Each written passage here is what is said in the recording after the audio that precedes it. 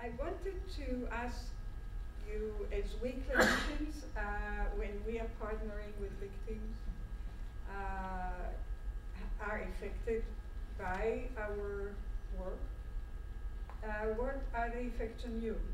I mean, some of it I know. I have a book on that actually Mr. Friedman is a part of. But I thought maybe on a more personal level, because I bet that it has to do both on a daily basis, but also in terms of your commitment. You know, it's hard, you know? I mean, you can't do a story like this without swallowing and inhaling the tragedy of it all.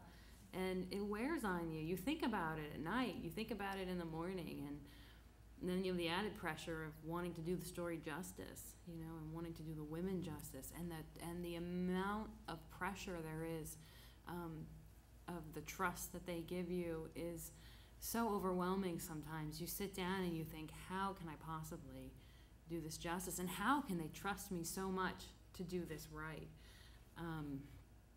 You know, I guess you just sort of bowl forward and hope that you do it as best you can.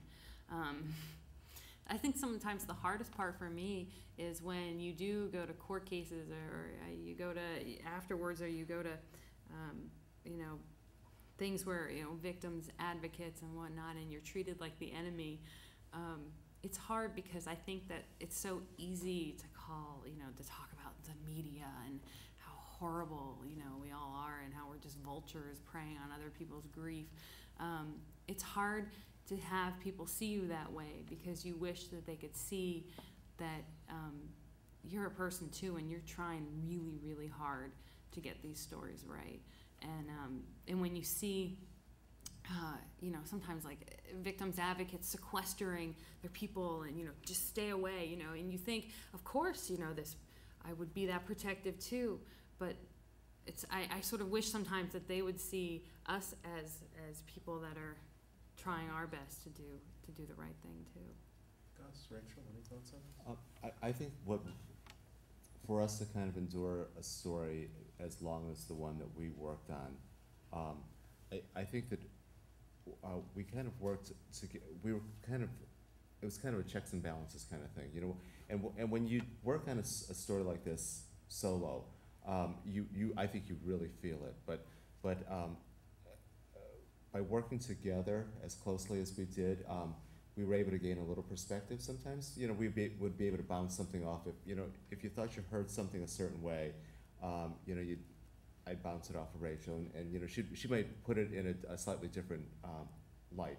And I think it really did help as far as, you know, kind of we sustained I would like to think that we sustained each other as far as being able to kind of work this thing through, because I think that if you had to endure this by yourself, I think that it would be so draining. And kind of a telling part of this was as we were kind of wrapping up this whole package, and when Juan was being sentenced, you know, the drama in the courtroom was, well, you know, was just really amazing, because one of the people that came forward was Johanna's grandmother, and she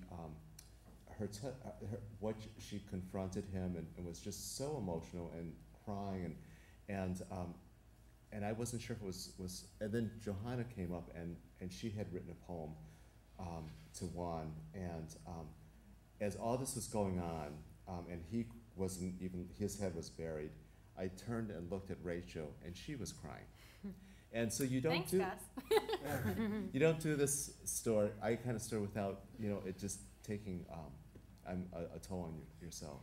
Yeah, I think you don't realize how high the emotions run maybe until it's over, because you just have to do what you're doing. And I remember after the story ran, I think I walked around for 2 weeks, and I just like was real sluggish, and I couldn't do anything, and my editor said, well, it's just because you have postpartum, you'll get over it, you know, because it's you have this intense amount of energy and emotion. And then, you know, when he felt comfortable, my husband was like, you know, it's really good to have you back. And I said, what do you mean have me back? I haven't been anywhere. He said, yeah, you haven't been here for about 6 months now. You've been somewhere else, and I'm telling you something, and you're going, like not even listening to a word he's saying, because you're just so entrenched in everything that you're doing, and then the moment that you think that everything is just so much and too hectic and, you know, too hard, you know, you think, well, geez, I don't even have to, I get to go home at night.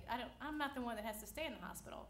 I'm not the one that has to keep getting woken up at night having bad dreams. So if I have a couple hard nights sleep, it's only 1/10, you know, of what she's going through. And so I'm thinking, and if she gets up and every time we come over, she's smiling and joking and laughing, who am I to be upset or sad about any of this if she isn't? So I should also just say for any journalists in the room that on the Dart Center website, we have resources on self-awareness, impact stories, and you should look that up if